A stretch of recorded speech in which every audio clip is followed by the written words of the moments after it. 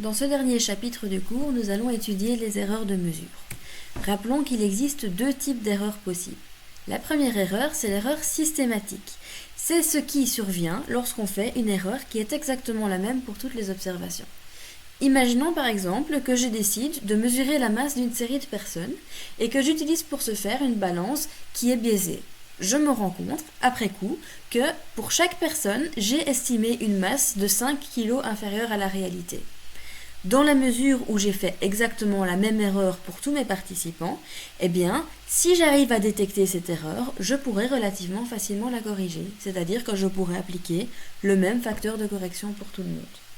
Pour prendre un autre exemple, imaginons que je fasse passer un examen à une série de 100 étudiants et que cet examen, techniquement, est censé être constitué de 4 questions chacune à 5 points.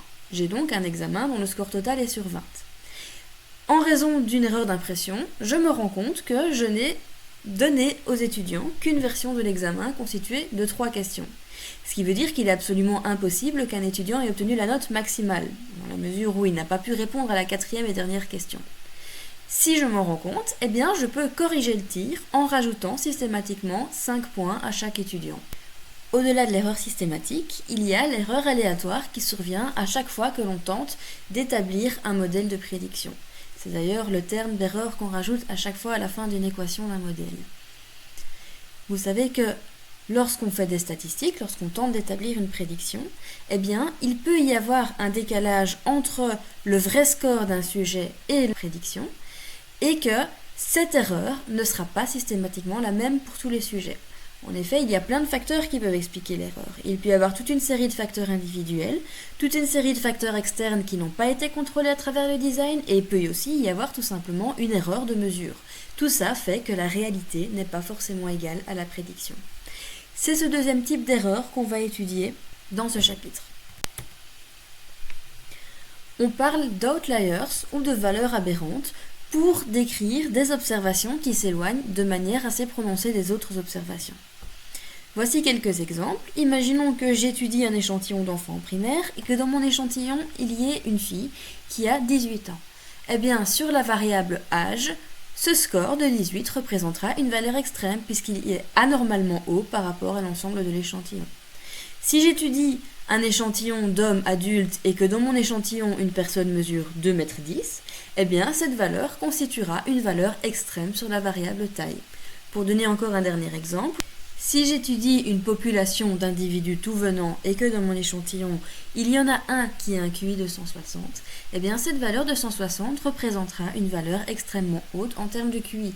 En effet, on sait que pratiquement 100% de la population a un QI compris entre 55 et 145. 160 représente donc bien une valeur extrême. Jusqu'à présent, vous avez pris l'habitude de détecter ces valeurs extrêmes à travers l'usage de boxplot. Je vous montre ici un exemple dans lequel j'étudie le bien-être d'hommes et de femmes, et je constate que dans mon échantillon de femmes, il y en a une qui a obtenu un score exactement égal à 0 de bien-être, ce qui visiblement représente un score extrêmement bas, donc un outlier vers le bas, dans la mesure où ce point sort des moustaches de ma boîte. Pour les hommes, j'ai un individu qui a un score extrêmement haut cette fois, c'est-à-dire qu'il s'agit d'une personne qui a un score de bien-être extrêmement élevé par rapport au reste de l'échantillon. Qu'est-ce qui peut provoquer maintenant la présence de valeurs aberrantes ? Eh bien, on peut voir essentiellement deux sources. D'abord, il y a l'erreur d'encodage, c'est-à-dire qu'il s'agit clairement d'une valeur qui n'est pas correcte et qui a été encodée par erreur. Imaginons, si je reprends mon exemple qu'on vient de voir à l'instant du bien-être pour les hommes et les femmes, que j'ai mesuré le bien-être à travers une échelle dont les scores sont compris entre 0 et 10. Cet individu qui a un score au-delà de la moustache pour les hommes est nécessairement une erreur d'encodage. On voit bien que ce score est supérieur à la limite supérieure de 10 de l'échelle, et donc c'est un score qui n'est pas possible en réalité. Imaginons maintenant que je prenne exactement le même exemple, mais dans un contexte où le score de bien-être est évalué à travers une échelle dont le score peut varier de 0 à 20. Ce même individu, ayant un score de 12,5 à peu près, on ne peut pas déterminer avec certitude qu'il s'agit d'une erreur d'encodage dans la mesure où il est tout à fait possible d'obtenir un tel score. Dès lors, peut-être qu'il s'agit d'une erreur d'encodage, mais peut-être qu'il s'agit aussi tout simplement d'un individu qui est particulièrement heureux et qui est extrêmement heureux par rapport aux autres membres de l'échantillon. Pourquoi est-ce que ces outliers constituent un problème? Eh bien parce qu'ils vont augmenter l'erreur résiduelle, c'est-à-dire qu'ils vont augmenter l'erreur de prédiction. On vient de faire un rappel de l'usage du boxplot, qui est un outil que jusque-là vous avez fréquemment utilisé pour détecter les valeurs extrêmes. Mais il existe d'autres techniques. Il y en a une qui vous parle peut-être, parce que vous avez certainement dû en entendre parler dans d'autres cours. Il s'agit d'une méthode très répandue qui consiste à écarter systématiquement tous les individus dont le score s'éloigne de plus de 3 écarts types de la moyenne. Il s'agit donc de calculer un intervalle de confiance autour de la moyenne plus ou moins 3 écarts types, et d'exclure tous les sujets dont le score sort de cet intervalle. Cela revient exactement au même que de calculer le score Z et d'écarter tous les individus qui ont un score Z qui, pris en valeur absolue, est supérieur à 3. Cette méthode, bien que très répandue, a beaucoup de limites, tant la moyenne que l'écart type, qui sont très fort influencés par les valeurs extrêmes. On utilise donc une technique pour détecter des valeurs extrêmes, étant elles-mêmes influencées par les valeurs extrêmes. On voit bien en quoi ça peut être un problème. On va voir une autre technique qui en fait repose aussi sur l'idée d'établir un intervalle de confiance, mais en utilisant des indicateurs beaucoup plus robustes que la moyenne et l'écart type. On va remplacer la moyenne par un indicateur de tendance centrale beaucoup plus robuste qui est la médiane. Vous savez que contrairement à la moyenne, la médiane n'est pas influencée par les valeurs extrêmes. Et de même, on va remplacer l'écart type par un autre indicateur de dispersion qui est lui-même beaucoup plus robuste que l'écart type. Et cet indicateur, il s'appelle la MAD. Au final, on va déterminer un intervalle de confiance dont les bornes seront définies par les valeurs A médiane plus ou moins 3 fois la MAD, et on décidera de mettre en évidence tous les sujets dont la valeur sort de cet intervalle et de les cataloguer de valeurs extrêmes. Histoire de mettre tout ça en pratique, on va essayer de détecter des valeurs extrêmes dans la série suivante, composée de 8 observations, en calculant l'intervalle de confiance autour de la médiane, tel que je viens de l'expliquer juste avant. On va appliquer cette formule dans un premier temps pour calculer la valeur de la MAD. Bien qu'elle a l'air assez effrayante de prime abord, on va voir qu'on peut décomposer les choses en différentes étapes qu'on va réaliser pas à pas. Le terme que je viens d'encadrer représente la médiane de la série de données. La toute première chose à faire quand on veut calculer la MAD, c'est de calculer la médiane de la série. Vous pouvez ouvrir dans SPSS le fichier exemple mad.sav dans lequel la série a été encodée. Il existe plusieurs manières de calculer la médiane d'une série. Une méthode que j'aime bien personnellement, c'est d'aller dans Analyze Descriptive Statistic Frequencies, de faire passer la variable pour laquelle je veux opérer un calcul et de spécifier dans Statistics que je veux calculer la médiane. Continue, OK. Voici la réponse. La médiane de ma série vaut 7. Je vais avancer un petit peu dans ma formule et je vais à présent calculer l'écart de chaque observation par rapport à cette médiane que je viens de déterminer, donc 7, et je vais prendre la valeur absolue de ces écarts.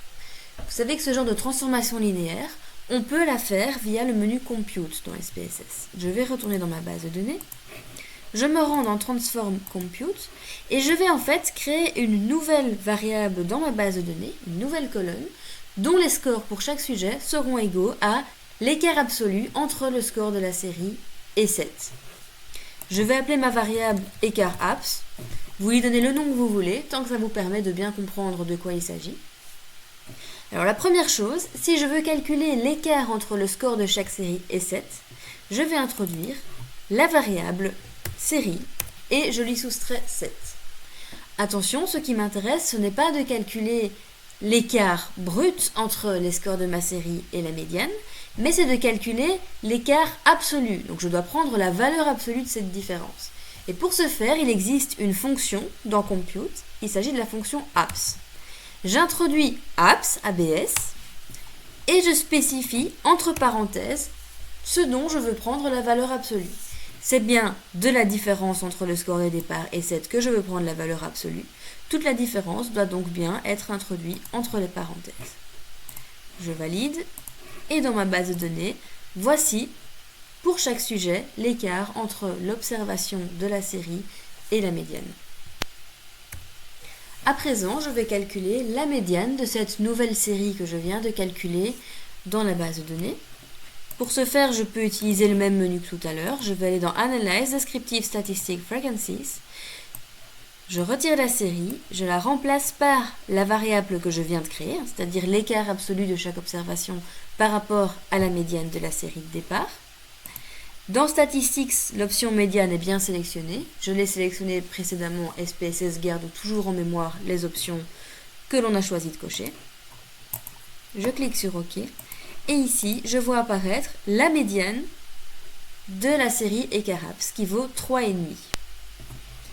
Dans ma formule de départ, tout cet encadré vaut 3,5. Je vois que pour connaître la valeur de la MAD, il ne me reste plus qu'une seule étape à opérer, c'est de multiplier 3,5 par cette constante 1,4826. Sans entrer dans trop de détails mathématiques, multiplier 3,5 par cette fameuse constante a pour avantage de s'assurer que si mes données de départ sont parfaitement normales, la valeur de la MAD sera exactement égale à la valeur de l'écart type que vous connaissez bien. C'est pour des raisons essentiellement d'interprétation, pour savoir facilement interpréter la valeur de la MAD, qu'on applique cette transformation. À partir de maintenant, je vais continuer mes calculs dans une fenêtre Excel. Je vais commencer par déterminer la valeur de la MAD. Et comme on vient de le déterminer, je pourrais la trouver en multipliant 3,5 par la constante 1,4826. Voici la valeur de ma MAD. Je vais utiliser cette valeur pour déterminer un intervalle de confiance autour de la médiane de la série de départ. Et pour rappel, nous avions vu que la médiane de cette série valait 7. La borne inférieure de l'intervalle de confiance autour de la médiane vaudra 7 moins 3 fois la MAD, et la borne supérieure vaudra 7 plus 3 fois la MAD. Je sais à présent que toute valeur qui sera à l'extérieur de l'intervalle moins 8,57, 22,57 sera jugée extrême. Or, la seule valeur qui sort de cet intervalle dans ma série, c'est 1000. Il n'y a donc qu'une seule valeur extrême dans cette série. En résumé, pour calculer la MAD, vous devez d'abord calculer la médiane de la série, calculer pour chaque observation l'écart absolu de l'observation par rapport à la médiane, calculé en 1. Ensuite, calculer la médiane de la série que vous aurez déterminée en 2. Et enfin, multiplier cette médiane par la constante 1,4826. Une fois que vous connaissez la valeur de la MAD, vous pouvez déterminer l'intervalle de confiance autour de la médiane en calculant médiane plus ou moins 3 fois la MAD. Lorsqu'il y a très peu d'observations, comme dans l'exemple qu'on vient de développer ici, il est assez facile de repérer en un coup d'œil quelles sont les observations qui sortent de l'intervalle de confiance médiane plus ou moins 3 fois la MAD. Cependant, si on vous demande de reproduire l'exercice avec plusieurs milliers d'observations, ça devient impossible et il peut être utile d'utiliser les outils mis à disposition dans SPSS. Pour l'exercice, je vous propose qu'on le fasse. Je reviens à ma série de départ et je vais demander via un Select Cases que seules les observations qui sont dans l'intervalle de confiance de la médiane soient prises en compte. Je me rends dans Data Select Cases, je vais devoir spécifier une condition. Pour qu'une valeur fasse partie de l'intervalle de confiance qu'on vient de déterminer, il faudrait qu'elle soit supérieure à moins 8,57 et simultanément inférieure à 22,57. C'est ce que je vais introduire comme condition dans mon Select Cases. Il faudrait que la série ait une valeur supérieure à moins 8,57 et en même temps, le et implique que les deux conditions devront être vraies en même temps, que la valeur soit inférieure à 22,57. Voilà qui est fait. Et je vois bien que conformément à ce que j'ai constaté tout à l'heure, une seule de mes observations va être barrée. Il s'agit de l'observation dont le score sort de l'intervalle de confiance autour de la médiane, soit le 1000.